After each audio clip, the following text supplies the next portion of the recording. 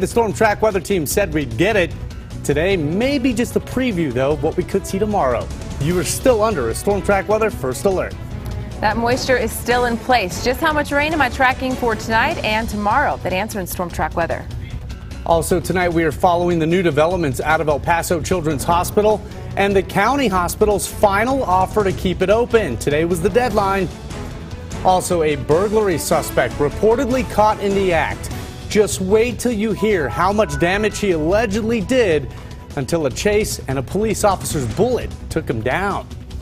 And we know he was hurt yesterday, so what's the deal with Tony Romo today? The latest on his condition, plus the memes that you've been cracking us up with all day. All in good fun, of course.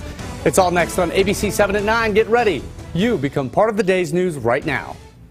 Live, where news comes first. From the Mesilla Valley and Las Cruces to El Paso and the borderland. This is ABC-7 at 9 on the El Paso Las Cruces CW. Well, hello, everybody. We are keeping you in the know as far as your weather goes tonight. If you are just joining us, we're under that Storm Track Weather First Alert. We do want to let you know the roads are looking better than they did earlier today, so some good news.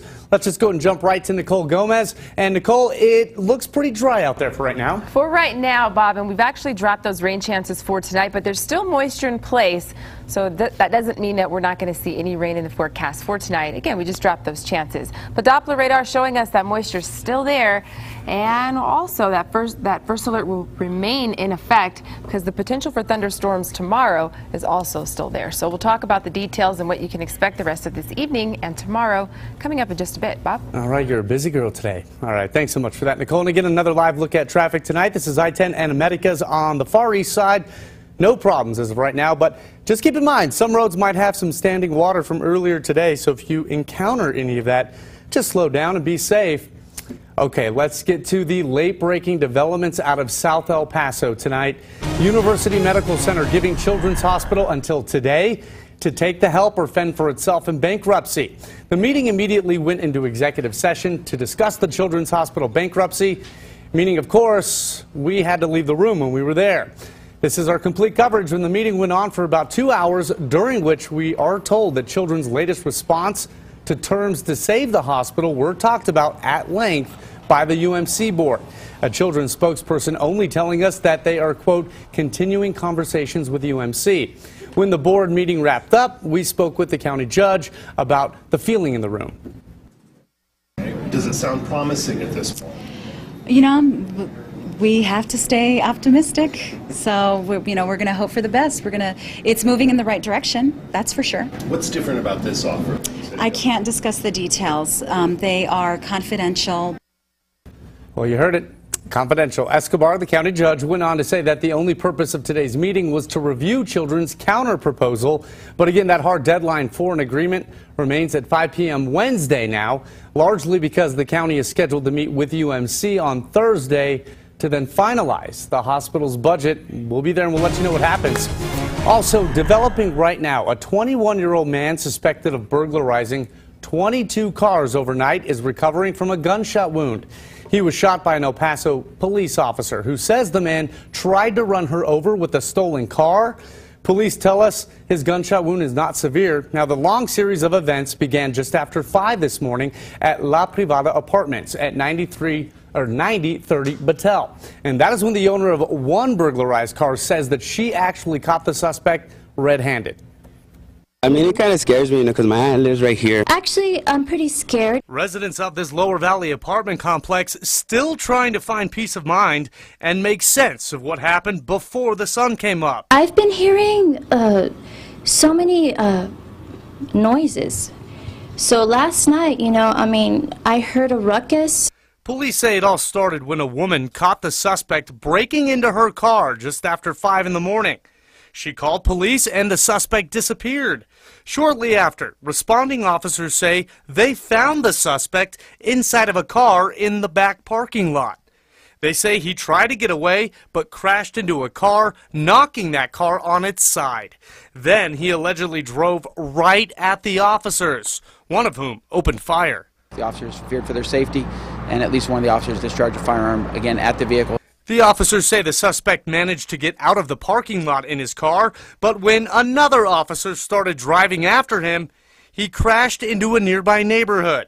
That's when he allegedly tried to run away, but officers chased after him again and caught him. Obviously, we're in the preliminary stages of this investigation.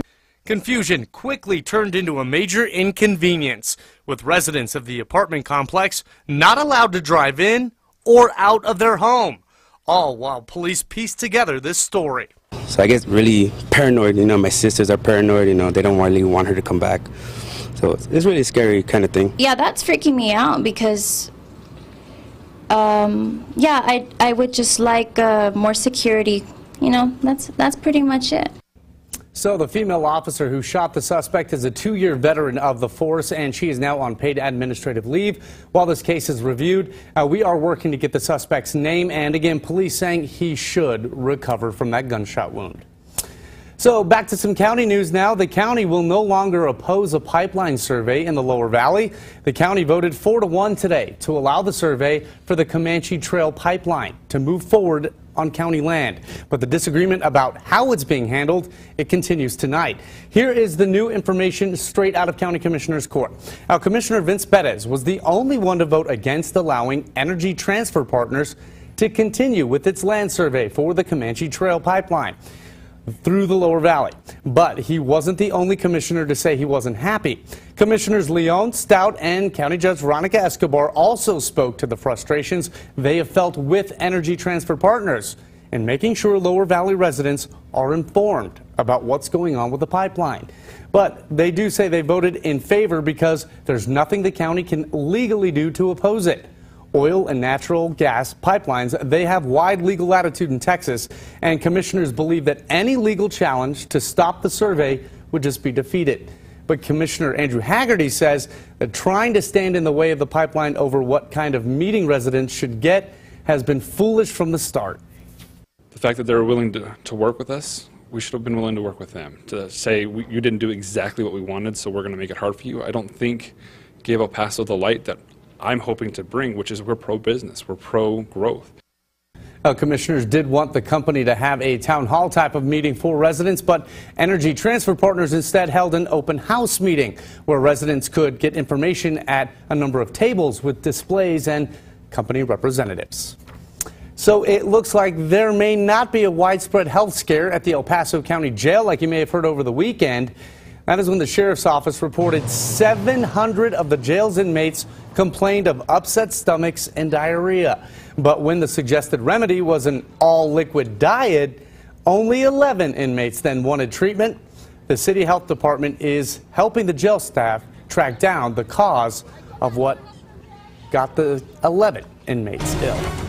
Well, also developing now, Pope Francis is in Santiago, Cuba for the night. Earlier today, he celebrated a huge mass in the city of Holguín. A crowd of about 150,000 people listened to the Pope speak today. Now, the pontiff heads to the United States tomorrow, scheduled to land in Washington, D.C., and then to Philadelphia later in the week.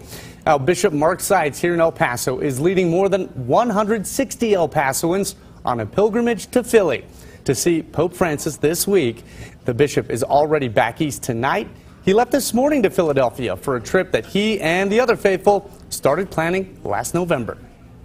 It's good that we'll have the opportunity to be represented there, people from El Paso, in order to express that kind of closeness that we feel to him.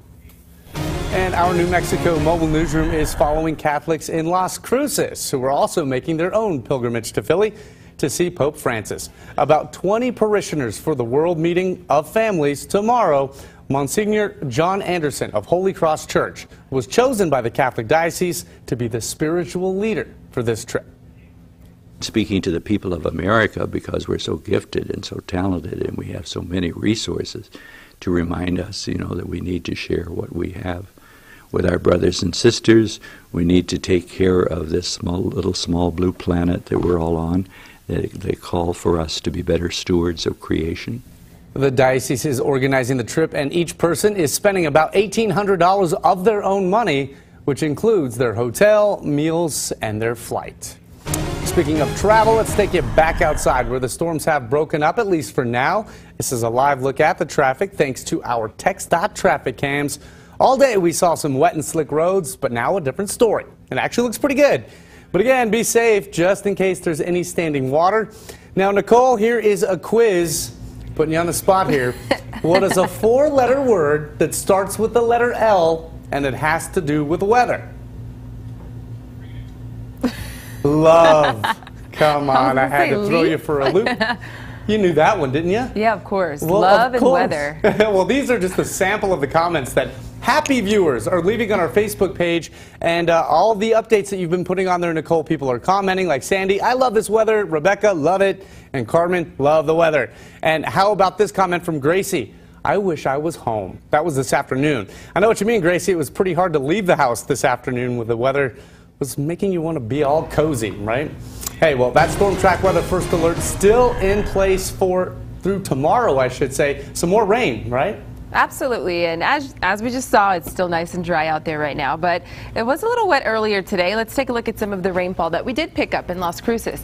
Light rainfall in Mesilla Valley Christian School and Mesilla Middle School. Camino Real Middle School, 0.06. Also light rain at the Office of Emergency Management. Now, Doppler radar showing us fairly dry conditions here in El Paso and Las Cruces, but we're still seeing moderate rainfall around Silver City, TRC, and most of the heaviest rain is tracking along the area mountains. So we could still see heavy rainfall again along the area mountains around Silver City. So for our threat tracker, the rain will be heavier again well to our north. So we're going to keep our rainfall in the moderate category, but for the lowlands, it'll be a little lighter for tonight. The wind, lightning, and the hail will also be in the low category, but that first alert remains in place, although we're still tracking some showers throughout the region. We still have the potential to see thunderstorms develop tomorrow, so we're going to take a look at the latest future track computer model, talk about rain chances for tomorrow, and even the rest of your work week. That's all coming up. Bob? All right, thanks so much, Nicole. Well, do not forget to share your weather pictures with us. Just post them on your Facebook page or Twitter. All you have to do is use the hashtag ABC7 First Alert. We'll take care of the rest.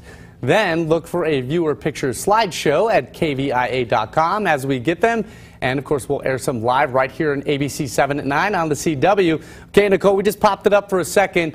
Okay, we all know that this is a fun job that we have, but it is also hard work at times. So the compliments really mean a lot, and they go a long way. Wouldn't you agree with me there? Yes, absolutely. Hey, well, did you check out this one from Butch, putting this on our Facebook page about you, Nicole, saying, I really like her. She's very professional and always looks great. Aw, thanks, Butch. How about that? We need that sometimes. I know. Thank you. You made my day complimenting you because she is great and you always look great. Oh, stop Just it. saying, hardworking mom over here, looking fantastic. But Butch, thanks. We appreciate the compliments as well. Also, you know who needs some loving right now? Some football players, because injuries on the football field has you talking, and not just in El Paso, throughout Texas. Now, we have the latest on a UTEP player hurt in the Battle of I-10 this past weekend and what Coach Kugler says about a possible return to the field this season. And I think Karina pretty much sums this one up.